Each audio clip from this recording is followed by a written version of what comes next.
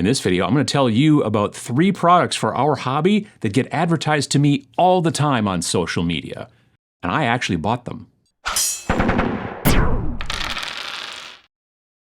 If you're online at all, you see ads. It's the main way that the internet makes money. Without ads, the internet probably wouldn't even function. Now, admittedly, nobody really likes it.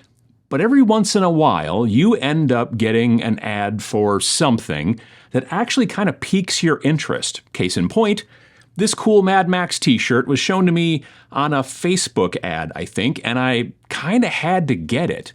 And it happens with other products that are either weird hobby products or maybe kind of hobby-adjacent products. They show up in your feed, and you wonder about them.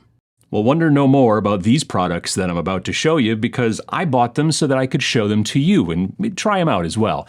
It started out with this hobby organizer thing, right? I saw ads for this pretty frequently on several different platforms, and I finally decided I'd order it and kind of try it out. Now, I didn't order it through the Facebook ad or the Instagram ad or whatever. Instead, I decided to look to see if it was available through Amazon, and as it turns out, it was. Say what you will about Amazon, and there's plenty to say, for sure, but at least you usually get what you ordered or you get a refund. Usually. So let's get started with the hobby organizer thingy right here. This is called the Cry-Droofy. That's not just made up by AI, I'm sure. Portable all-in-one modular painting station. And it's not a bad idea in concept.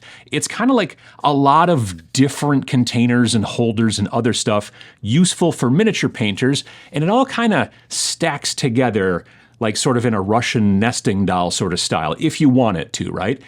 I could actually see this as being pretty useful for folks who don't have a dedicated painting space in their homes. And instead, they kind of need to set up their hobby space when they want to paint and things like that. This would take up less space when it's time to put it all away. There's a lot to unpack, literally, in this kit. All told, it's 13 pieces, not including the wet palette papers and sponges, which I'll get to. All right, greatness comes from a small beginning. We believe in the power of details. That also seems like it was made by an AI.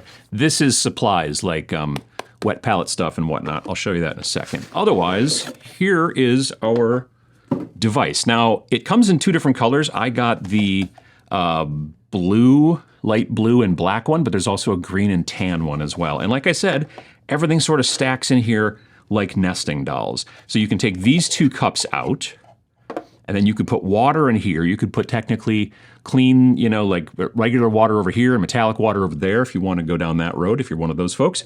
Or you could put the water in the black ones and then stack stuff in there. I'm not exactly sure. It seems redundant to have both, but they also come with these little rubber doohickeys that you can throw on the bottom down there so that you have a place to scrub your brushes across the bristles, you know, when you're trying to like knock the paint out of it, if you had water inside there, let's say.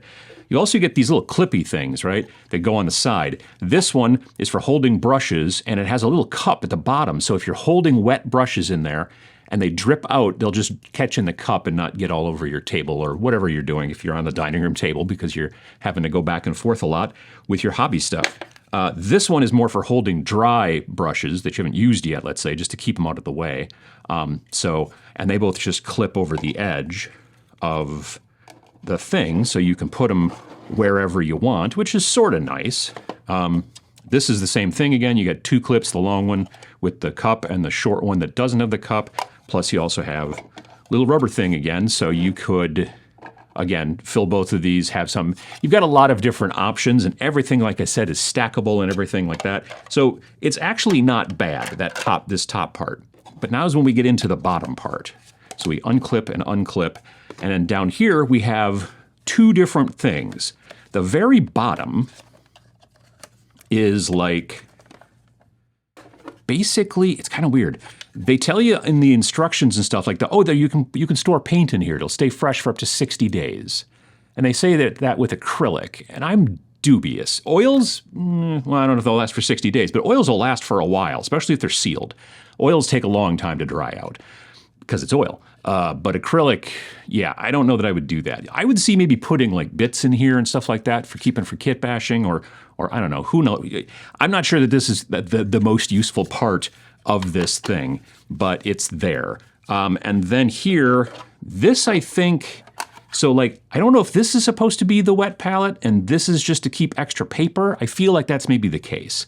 So the bottom part here is the wet palette, and you put your sponge and your paper in there, and then this is to keep the extra sponge and paper, I guess, and go from there. And again, these just click, click, and they go on the bottom here, and click, and you can carry it all around. Now, the paper, like I said, the paper's probably fine. What put me off are the sponges. The sponges come in these packages, and they're already pre-moistened. I don't know if you can see that. Like it's kind of damp in there, and that's a little weird. So I don't know. It's a highly moisturizing sponge, great water retention capacity, backed by thickest sponge ever. I don't know that it's the thickest sponge ever, but anyway. So you're supposed to use these sponges, and then they give you 2 different packets of paper, and one is palette papers for acrylic, water, gouache, and oil, and then the other one is for miniature paints. And this is, I'm pretty sure, the one that you're supposed to use for your wet palette, whereas these are just basically kind of slick sort of paper, for mixing and stuff like that. I already have a wet palette. I already have a cup to keep my water in. Actually, I've got a new cup to keep my water in, which I'll talk about in a bit. For me, this is not necessarily something that I'm super interested in, particularly because I have a hobby space that I'm set up in all the time. But that said, if you didn't and you had to be able to put everything back away again and stack it all and then put everything, and then it actually goes together pretty well and you can put it back on a shelf and it doesn't take up a lot of space. Also, potentially, if you painted on the road a lot, if you were driving and going places like you're a traveling salesperson or you just go to a lot of business meetings, you could easily put this into a piece of, luggage and then take it with you. I wouldn't keep the wet palette wet while it's in there, you know what I mean? Because I don't feel like there's a rubber seal on here that would keep anything, from leaking, but just to have this stuff when you get to the hotel, if you're going to be bored all night and you're going to paint anyway, this would probably be useful for that too. But to be perfectly honest, there are probably better, I know there are better hobby cups out there for travel that collapse. I brought one back from Gen Con, as a matter of fact. I'm pretty sure it was one of the conventions I went to recently, and I brought a cup back from there made by Game Envy. So that's something to take a look at as well. But yeah, the whole thing here is $35. That's kind of the other thing too. And I really feel like a lot of this stuff would be easier to just get a couple little parts if you're going to be traveling, or even you could probably get away with something smaller than this if you had to constantly put your hobby stuff away and then bring it back out again. I don't know if this is that useful. It's not bad. It's if you just want to buy one thing and get all the stuff that you're going to need and the little clips to hold everything down and a wet palette, it's okay. The next weird item is a thing that's been around for a pretty good long time. I don't know how long, but I've seen ads for them and read about how some hobby company was trying to patent them, even though it doesn't seem that they invented it. But I don't know. I never really considered this product until I saw one of the staff painters at the Army Painter headquarters using one on their desk. After I got back from my trip to the Army Painter back in April, the next time that I saw an ad for one of these paintbrush cleaners with the kind of upside down water tank and all that kind of stuff, I bought one to finally give it a try. I don't have it here to show you, down here, because it's actually sitting at home on my hobby desk because I've been using it. Many painters will let their paint water get, pretty grungy before they decide to finally replace it with clean water, myself included. It's laziness is what it is, at least it is for me, and it can make your colors get a little bit less vibrant and a little dim if you keep thinning your paint with really dirty paint water.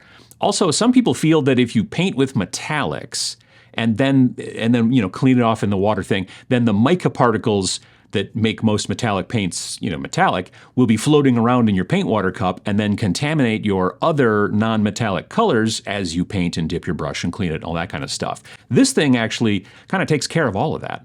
You fill the water tank, and then you put it in there, and then that thing fills the reservoir that you clean your brush in. The reservoir has little ridges on the bottom of it as well, so it kind of helps to get more paint off of your bristles as you wipe them back and forth across the ridges, which is nice. You see a lot of cups made for painters and stuff like that that have that kind of thing going on. As the tiny reservoir kind of starts to get more and more polluted with paint, and it will, because it's not very big, then you just push the little button and you kind of flush it all out. It goes down into the bottom part. The dirty water moves down into the bottom part of the device and then fills up with clean water again from the little water tank thing. It's pretty simple, actually.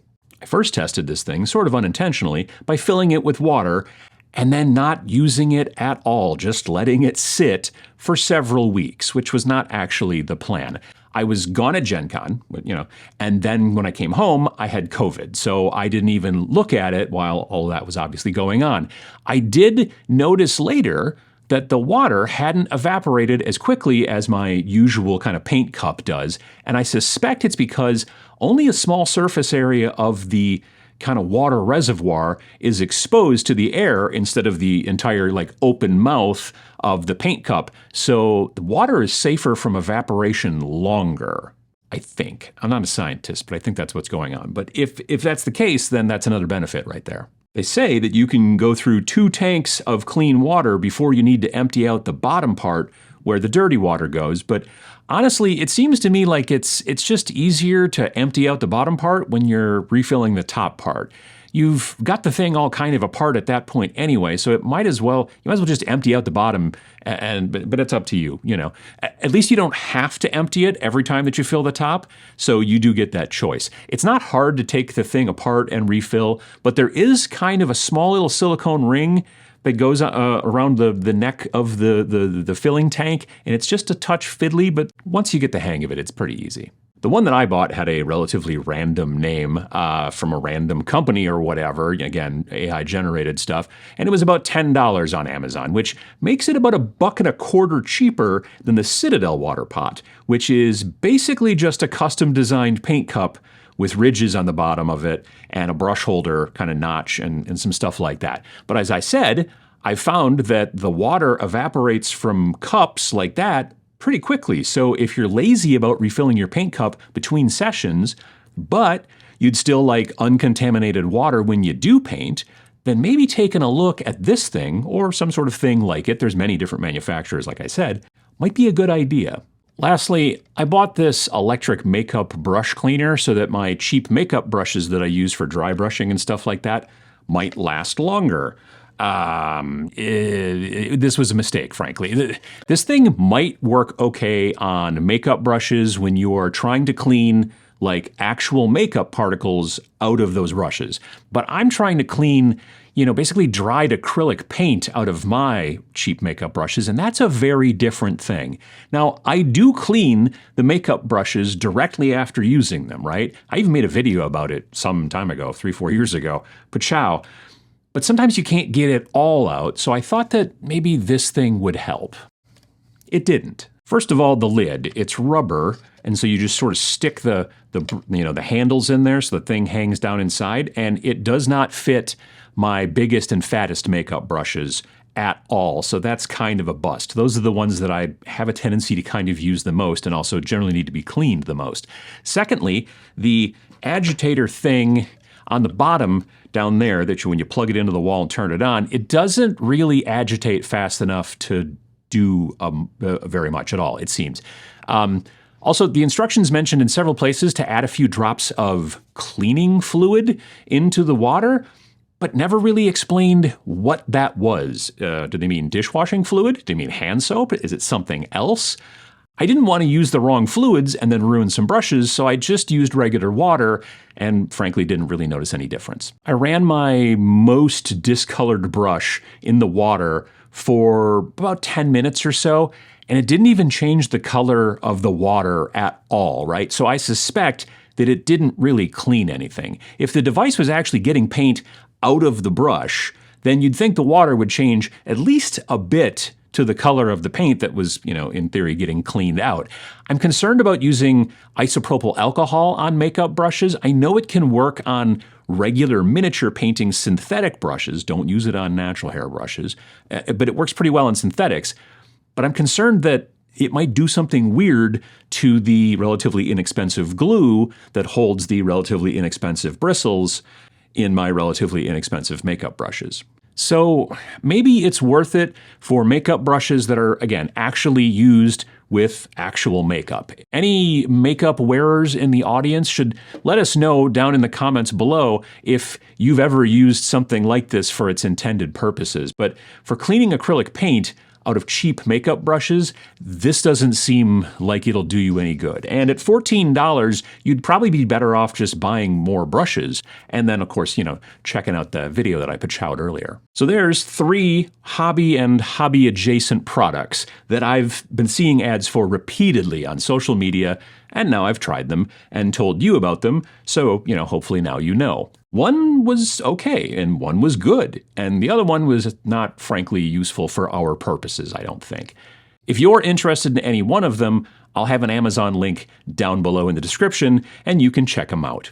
Have you tried any of these products yourself? What did you think about them? Did you think differently about them than me? Did you say, well, this is actually a good product and you were wrong for saying it's not, or vice versa? Let us all know down in the comments below. And while you're down there, if you could hit the like button if you liked this video, it'd be really helpful. It helps the channel, all that kind of stuff. If you want to see videos like this every single Friday, there's also a subscribe button down there, and it's also free. Thanks for watching.